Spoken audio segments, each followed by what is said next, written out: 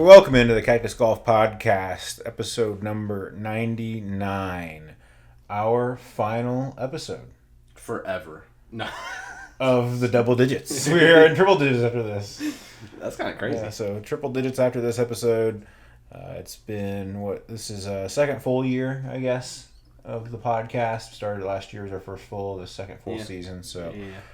It's a little bit of a milestone, so that's kind of cool. We have a pretty condensed episode here. I don't really have any news and notes, but we've got the BMW Championship review, obviously the Tour Championship preview, some betting corner. I didn't have, like I just said, I didn't really have news and notes, but I guess we can go over the Creator Classic a little bit. We have that happening tomorrow. Mm-hmm. So that will be, I forget how many players. 16, if I'm not mistaken. Yeah, like groups of 4. Yeah, 4 groups of 4, if I'm not mistaken. Okay, yeah, 9 holes, starting on the back 9 of the newly renovated East Lake, where the, obviously, Tour Championship will be played. So can you bet on that? I didn't see it. I also didn't look for it. But I was just scrolling through the list here. I don't really know many of these guys. You're into the YouTube golf scene more than I am. I obviously know the Bryan brothers. Mm-hmm.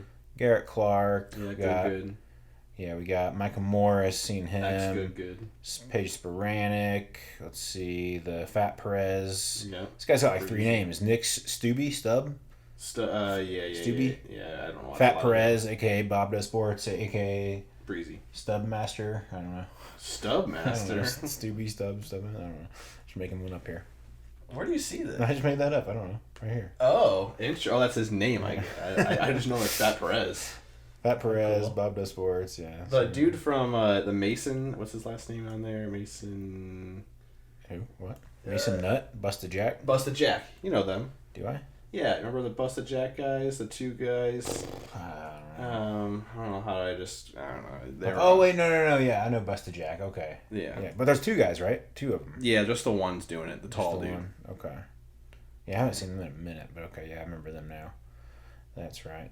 Yeah, so that'll be, I don't know if I'll watch, but, you're the YouTube golf guy, so you might be into that thing, but we'll see. I mean, it's a start of, to involve them, but it's 9 holes. I think it's more for, the younger crowd, probably. Yeah, it is. I mean, some of the audiences are a little bit older. Fat Perez is definitely they have an older crowd. Really? I should say older but over drinking age at least. Right. For sure. Good has a little bit more of the skews towards the younger. Paige Sporanic will just draw about anyone. Yeah. Luke Kwan is also on there. He's a somewhat good guy as well. But I don't know. I just thought 9 holes was definitely not. I mean, it's a start. Whatever. It's a start. It's something different. I don't know why. I don't think they need to make it 18. I think 9's probably plenty long for that kind of thing. But it'll be something different. I think it's can't hurt. Something good to grow the game. I'd say the whole grow the game dynamics kind of got drawn the ire of growing the game. It just got drawn. It's just that. What does that even mean? It's got It's got the bad connotation. I feel like when you say that now, it's like, oh, is it really growing the game?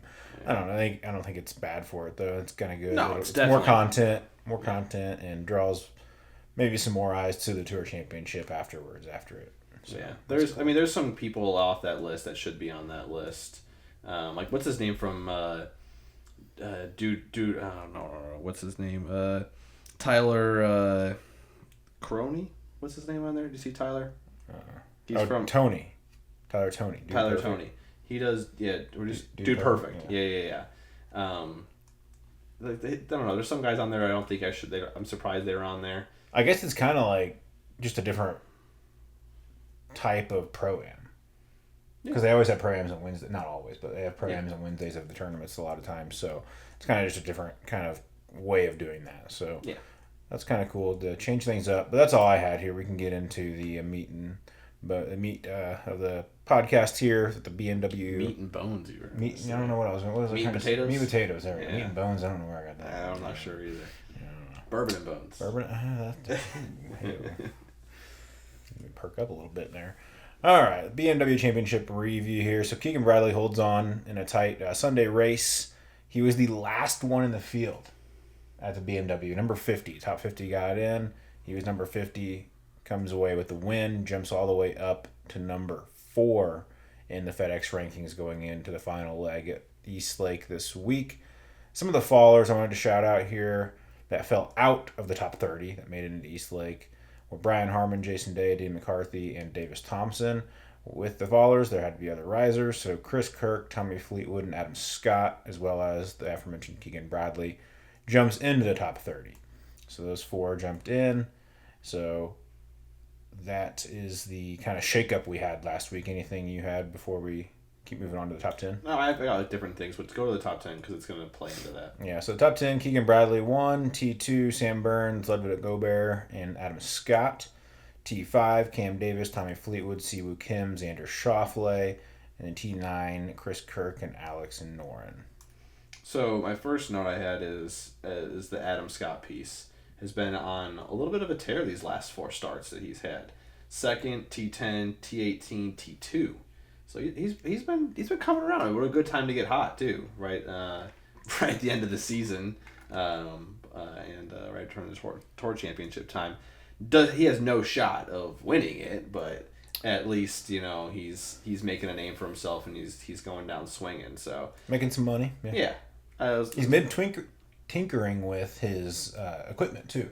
He changed drivers, I think, at the Open Championship, or was it the Scottish? One of those 2 weeks there, and then he changed irons coming into last week, I think. Mm-hmm. So tinkering with the equipment, seeing some dividends from it. So that's kind of cool to see. Absolutely. The other note that I had is nice to see Aubert heading back towards the top as well too. Again, no shot of winning, I don't think at all. No, I think he definitely does. He has a shot. What is his odds? I mean, we'll get there. Yeah, we can get into it a little later, but I think he definitely has a shot at winning it. I'll get into some stats I have on that.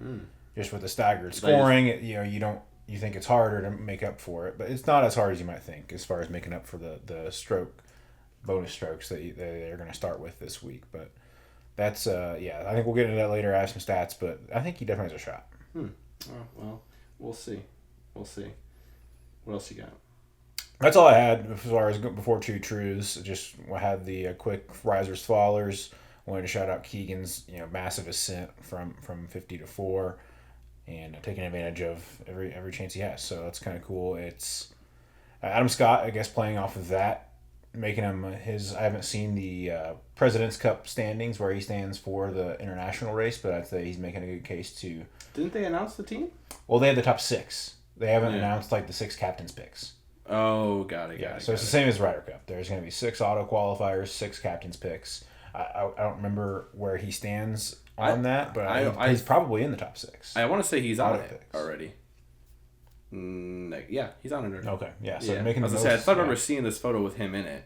Making the most of that move. I think I saw Jason Day up there. Yeah, Jason Day, Tom Kim, Natsuyama, and Ben Hanan. Yeah, so it's in Canada, so I think Canada is going to be well represented in the captain's picks.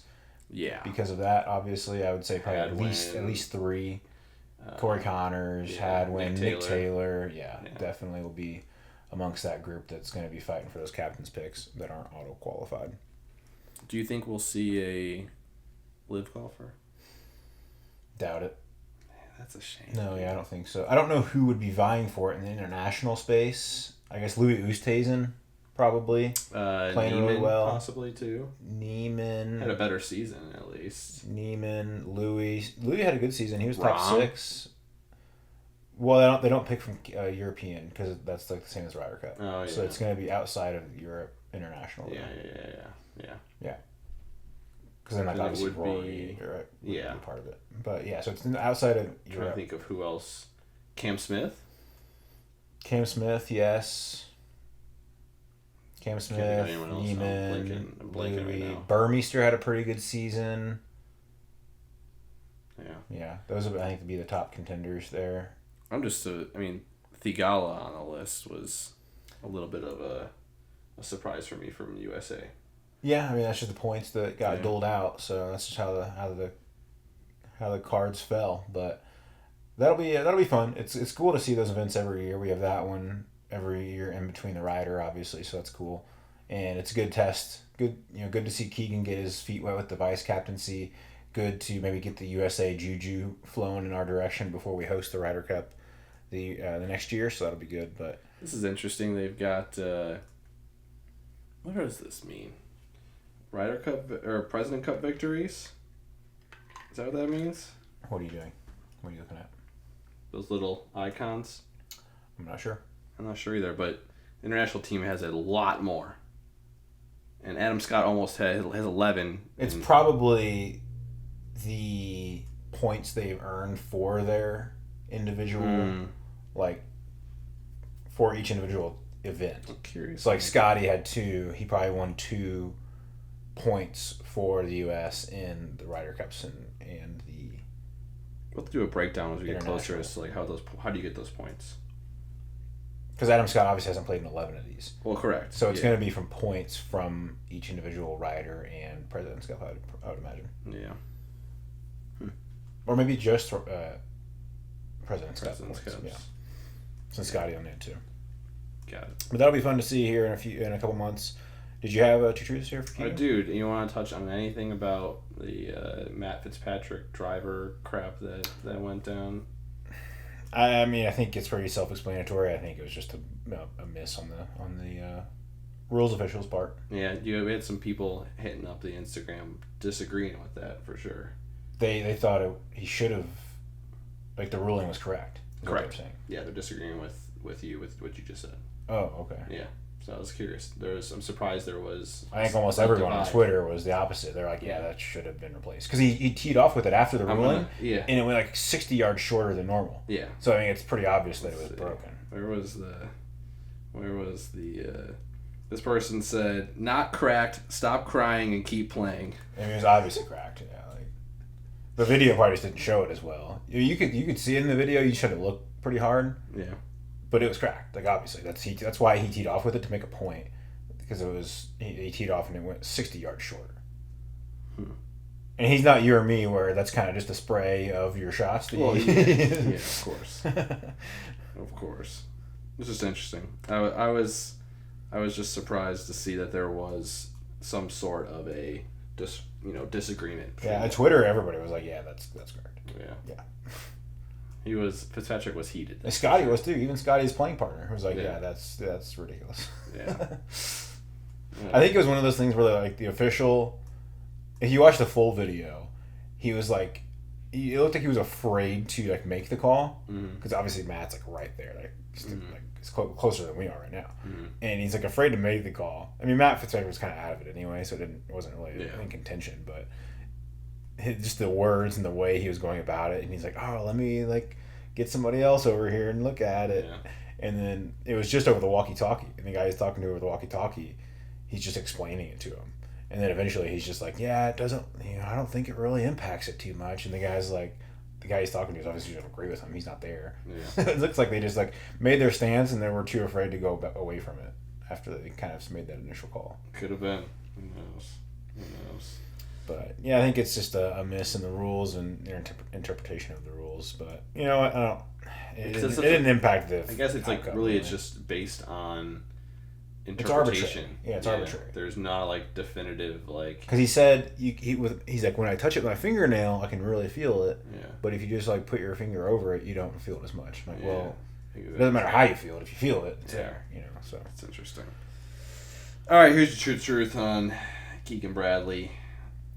He is a huge Boston sports fan. He was an all-state ski racer. He doesn't use a ball marker. Well, you have to use something. Yeah, the last one's a lie. You have to use a ball marker. Unless you, like, use something else, but, like, some kind of marker. Well, I'm just saying a ball marker. Yeah, that's a lie. Yeah. Yeah, you have to use a ball marker. That's, like, illegal. Well, I thought you could interpret it as, like, you can use, like, I don't know, something else as a ball marker. I thought you would think too much into it. No, yeah. He uses a coin. Okay, yeah. And it's always heads up. All-state skier is interesting. Ski racer is interesting. And then... I know he's from that part of the country. Yeah, he's a Red Sox, Celtics, and Patriots fan. Yeah. So... Okay. There it is. All right, big Boston sports guy, and And yeah, I think I heard them talking last time when he won. What was that event he won last year over there in that part of the country? He won it. I think they talked about his background. I think I remember that a little bit. But okay, we can get into the main event here. Tour Championship preview. We have defending champion Victor Hovland, East Lake Golf Club in Atlanta, Georgia, par 71, 7,490 yards. So here we go. So the top 10 on the leaderboard. I didn't go to the top 10. I did top 5 here. But top 5 here in the starting strokes are Scottie Scheffler starting at 10 under, Xander starting at 8 under, Hideki at 7, Keegan at 6, Obear at 5. So last year, Victor started at 8 under, was just a couple back. Mm-hmm. Rory, when he won 2 years ago, was 4 under. Mm-hmm. So 6 strokes back, which is further than Obear is right now. So again, I think it's definitely possible. I'm not saying it will, but it's definitely been done before.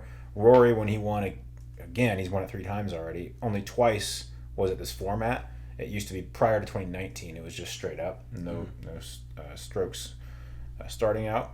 And the last time he won it prior to 2022, what was that, 2019, 2020, I think, he was at 5 under, same as Obear is this year. So there's definitely a precedent for coming back. Having said that, the course has been renovated. From Victor's press conference today, I don't know if you saw that. He's saying that it's quote unquote wild, is what he said. So I think it might be playing a lot different. I don't know. It seems like it's going to be tougher. What that outcome leads to, I don't know. Scottie has not fared well here before. He's started at the lead before and lost it once to Rory. Maybe the new renovations help him out. Maybe it fits his eye a little more. We'll see. But yeah, definitely a precedent for people coming back from, starting lower in the strokes. So it definitely can happen. Having said that, what do you got? Current favorite, of course, is Scottie Scheffler at plus 110, followed by Xander at plus 230. And then after that, Hideki's like 1,100, if I'm not mistaken. So it's a pretty big jump. I'm going for the 3rd time in a row. I'm going Scottie again. Okay. So, obviously, we talked about where he starts. So, starts 2 strokes better than everyone else. Didn't have a fair, outing last week. Finished like T33 or something, 332 or something like that. But he's Scottie damn Scheffler. He's got 6 wins this season. This is a different Scottie than I think from previous when he was the solo leader going into this tournament. So I got faith in Scottie still. Okay. Yeah, I'm going Xander. Only starting 2 back of Scottie. And I think he's playing just as well as anybody. He finished T5 last week. He's got it all rolling. Just needs to have the breaks go his way. What did I want to say here? So as far as the odds go, obviously a lot different this week. Only 30 players, starting strokes. So like you said, Scottie at plus 110. I did see you can bet without starting strokes. So you can bet that. And Xander and Scottie were tied at plus 400 on that. So I thought that was interesting. Yep. So the book's basically saying they're equal at this point, whereas that's the first we've seen that all year. Mm-hmm. Usually he's at least a couple hundred back or least favored. And that, so it's cool to see they're giving Xander some due here. So I think that's interesting to take note. You can bet that. I didn't. I do think it's an interesting way to attack it. Just the way that I need to get my my betting corner units up. I did not bet that because I needed to get some long shots going. So that's where my long shots are popping off this week. Some parlay action. So that's where I went. Yeah, going Xander with my pick, though, outright. He's as steady as they come. Even more so lately than Scottie. So I think that's the way to go. Betting corner. I had, thank God for the ties that DraftKings has now. Oh, ties, yeah. Because I had Xander top 5 last week, and he had a 4-way finish in top 5. So that was a solid. Shout out to you, DraftKings, for that one. That was my only one that hit. So I picked up only 7 units, but I'll take it. So. Yeah, I needed Wyndham top 5. He was right there, but fell off. Cantlay was kind of close to a top 5, not really though. And that was about it. Yeah, that was all that I had to really get close. So we're coming down. We got a little tighter now. We are now officially. I don't know. We're all close. I'm minus 525. You're minus 427. So. All right. Closing in. Yeah. All right. I'll get started. No, you get started. I think I went first. Well, you have 5 picks. 2. I have 5. Yeah. I have 4. Okay. Well, never mind. Yeah. So I got all over the board here. I'm gonna start with. And last year I did a single bullet. Mm-hmm. And it was Victor to win and Cantlay to top 5 or top 10, one of the two. I put all the units on it. It was crazy. I'm not doing a single bullet this time though, because I don't need to shoot that high. But I'm going with a parlay for all but one. So Scottie to win is my first one, with Rory and Wyndham both to top 5. Mm-hmm. So basically 3 of the top 5 there with Scottie win. That's plus 1,775. 30 unit banger on that one. So I think Wyndham playing really well. We've kind of highlighted that over the last few weeks, playing well lately. He had that lull in the middle of the season. He had that lull. Rory, for all the crap we want to give him, and I think it's deserved. He's played really well here. He's won this 3 times. Mm-hmm. So I think he has an eye for the course, even though it's been renovated. I think he's got an eye for it. He really fell off on the first event at the FedEx St. Jude, but came back this week a little bit, showed a little bit of teeth there. And then obviously Scottie is Scottie. So I'm going with that 3-way parlay for my first banger. All right. I am going, like I said, 4 picks. I'm going Tommy Fleetwood as my first one. A top 5 finish, plus 550, 16 units. So a little bit more of a quote-unquote longer odds. But again, we saw Tommy last week, the top 5 finish. We saw Tommy at the Olympics with a 2nd place finish. The following week at the FedEx St. Jude, kind of similar, was a little wonky, a little more of a wonky one. But we all love Tommy. I don't need the damn dude to win. I just need to get to a top 5. You better not need him to win. Yeah, no, that'd be a little crazy. All right, next one, I'm going Xander to win. Wyndham and Rory, again, same thing basically, except Xander to win instead of Scottie. So Wyndham and Rory both the top 5 with the Xander win. Plus 2,846, 20 units. That banger right there. Wyndham's the only one starting outside the top 5. Rory and Xander are already in there. Wyndham is 6 or 7, I think, starting out. So he's right around there. He doesn't need too much. I'm kind of hoping for a Keegan fall off, maybe to leave some room for Wyndham to climb in there. He's maybe 8, actually. Sorry. Maybe a Hideki fall off. I need a couple people to fall off, him to jump into that top 5, but I think it's easily doable. So that's my second banger. We're shooting for the moon here. All right. We mentioned him earlier in the episode here. I'm going Adam Scott as my second pick. Also a top 5 finish. Plus 550, the exact same units. Another 16 units exactly. So just copy, change name. Okay. Yep. Easy. Mr. Scott. Great Scott. All right. I'm going my straight bet here. Aubert outright. Plus 2,000. 23 units. Like I said, there is a precedent for this lower down, down in the strokes. Easily doable. I think it was even just after Thursday last year, the shakeup was huge. Mm-hmm. Like I think Scottie lost, I think he was over par on the first day, and there was somebody, I think it was Victor. Victor was two back of him, and after the first day he had like a 3-stroke lead over Scottie. So it can shake up quick after the first day. It looks intimidating right off the bat just with the starting strokes, but it's definitely something that can be overcome. So I'm betting on that. I'm betting on the underdog to come through for Aubert. Yes, plus 2,000, 23 units. He's got the firepower to do it. All right, you mentioned winner without strokes. I did go it this week, and I did pick Xander as my winner without strokes. Plus 400, 20 units. That's just kind of my safe play in case Scottie does choke this week. That we'll have a good little backup plan there just in case. So. And then Scottie could still win, and that bet could still win. Mm-hmm. Yeah, it'd be a narrow window. Win by one stroke. By one, yeah. It could happen. Narrow window, but it's possible. Yep.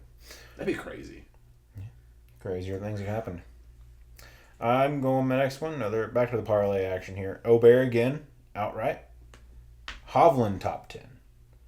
Now we're really getting up there. Plus 4,730. 13 units on that one. Hovland's not very far outside the top 10, and he's shown the proclivity to be a player at this course, so I think it's definitely doable. Aubert, like I said, has the firepower. It's just been his Sunday rounds that have let him down in the past, but I think he's just getting more acclimated to the PGA and playing with the big dogs. I think it's just a matter of time before he gets figured out. So I think that parlay's got some little teeth to it. So I like Aubert to win, Hovland top 10. All right, my last one, Scottie outright plus 110, 48 whopping units on it. Heavy on Scottie this week. So I'm pulling for him. You know, it'd be kind of cool if we had a finish on Monday for Labor Day. No, I don't want to wait. Okay. I don't want to wait. Yeah, it would be cool. So I'm going to have one of these hit, and I don't want to wait for my money. Oh, yeah. All right, my last one. I'm going Decky against my better judgment. He dropped out this past week with Drew for some back spasms. I'm going Decky to win. Maybe it was just a precaution. He didn't really drop anywhere in the standings, so maybe he just wanted to get some rest. Maybe that's what it is. Rumor is he went straight to East Lake and has been just playing practice rounds since he left. I'm playing with the creators over there. So Hideki to win. Cantlay to top 5. Patrick Cantlay to top 5. My boy I had last year who helped me out. Plus 4,220. 14 units. One of these, dude, you're laughing. Dude, something about East Lake and me and my long shots. I know it's only 1 for 1, but you can't get better than 1 for 1 though. We're going for a 2-peat at East Lake, so the long shots are going to hit. I like it too. Only 30 player field. I think these legs have some teeth to them, even though the odds are up there. We should play a drinking game. Every time you say has some teeth to them, we're gonna have a shot. I think this is the first podcast I've said it on. Well, that's not on this podcast alone. I think you've said it on like every parlay. This parlay's got some teeth to it. I just know it. Yeah, man. You can't. It's the gut. Fair enough. Yeah, trust the gut. Fair enough. All right, so that's my 5. That's my 4. I just need 1 to hit, and I'm in the green, baby. Good luck. Or at least close. I didn't do the exact math, but it was at least close. I believe you. And it's probably pretty close to that. Yeah. So that's what I got. I did. I guess we could have talked about it. I played TPC. Oh, that's right. Saturday. Yeah. How was Saturday. that? Started off bad. Yeah. Bad. Started off first 3 holes, no bueno. But after that, how bad? Oh, I was like 7 over the first 3 holes. Yeah, no good. No bueno. Yeah, no good. But I was bogey golf after that. Did you lose some balls on that first hole with all the houses on the right hand side? Didn't lose balls. Okay. No, just we asked the guy what the greens were, the starter, what the greens. He said 10.5, 11. And like it's just like in your head, you're like, oh my god, TPC greens, oh my gosh. And then I just got in my head and like I couldn't putt for the first like 3 holes because I was like, it was supposed to be really fast, and I'm like, oh man, I'm gonna give it some, I'm not gonna I'm gonna give it like some grace here and not hit it too hard because I'm afraid it's gonna roll way past, and I just wasn't even getting it to the hole. So it was just like I wouldn't even say jitters, just I was just giving it too much credit for how fast the greens would be, and they weren't as fast as I was giving it credit for. What was your favorite hole? Well, I drove the green on 17, so that was kind of cool. But then I 3-putted because the greens got faster. And so my first putt was like 40 feet away, and it rolled like at least 15 feet past. And I was like, oh my gosh. But, favorite hole. I don't know if I had one. Me and my buddy were talking, because I've played Champions before, and we were talking about how Champions actually is a little tougher than Stadium. Just because there really isn't much trouble at a Stadium course. Like there's not a ton of bunkers that are in play, really. At least not in the fairway, at least. I don't think any of us were in a fairway bunker all day. And then there's not really anything around the greens that's too bad. Even the bunkers weren't bad. I was in a few greenside bunkers and got out pretty easily. I mean, that sand is like... Yeah, it's so much easier to hit out of because it's just like snow. Straight Florida beach sand. Yeah, that's what it's it just feels snow. Like I had some great bunker shots I was happy with just because, the sand's so easy to hit out of. Yeah. And then, so like that doesn't really penalize you. Even if you miss the green... not in a bunker, like it's pretty easy. There's not a whole lot of trouble around it. So I think, at least, my buddy was asking about that. I'm like, I don't know. I feel like it's hard for me to judge a course, because it's like, I don't play well enough to be like, oh, this course is tough. Like they're all tough for me. Yeah, that's fair. But and I was playing pretty well when I played Champions last too, so that was kind of skewed the view of it too. I was playing really well there, but it was fun. It was fun. Did you hit the green on 16? No, I was just left of it. I was just left of that green, but I did have a nice little floppy woppy onto the green though. Nice. Yeah. So they're not putting anything up now already, right? No. I think they said they start after Labor Day. The starter did. So yeah, I was telling my buddy like they're probably gonna start soon. Yeah. I was saying to him like I haven't seen it, but we lived over there. We used to live over there. October, I want to say, I started seeing some stuff going on. Well, it's after this weekend. Well, yeah. Yes. Good job. Yes, I know. So yeah, it's definitely October. Yeah. I was telling him those stadiums or the stands are up probably half the year because it takes forever to build them and take them down. Oh, yeah. It might be even more than half the year that they're up. Because I want to say you can still see those into April, at least April. It ends. It's the first week of February. Yeah, I don't remember. I remember being they're obviously in the works of taking them down. Yeah. But it takes a while to take them down, so those are up for quite a bit. It's like their little they don't have snack stations, but those little water stations all around. It's actually plumbed into the course. Yeah, it's actually it's not just like an igloo cooler. Yeah, that's always ran out. And you get ice too. That's nice too. Yeah. It was cool. Decent. It was cool to see all the the statue with the par 3 hole-in-ones. That was cool. Yeah, that's different. Gonna have to do it again one day when I'm playing a little better. Actually, I played pretty well after the first 3 holes. Played bogey golf after that, so I was happy with that. Yeah, that's good. I got the new clubs actually. They came in the day after we finished. They got delivered. Oh, okay. So we got the new clubs. Try them out yet? Haven't been to the range yet. No, they actually sent me 2. Cause 2 sets? Well, cause when you check out, the first set I bought in however long. Yeah. My credit card's like, hey, what are you doing here? So they thought it was fraud. Oh. So they told me it's so confusing.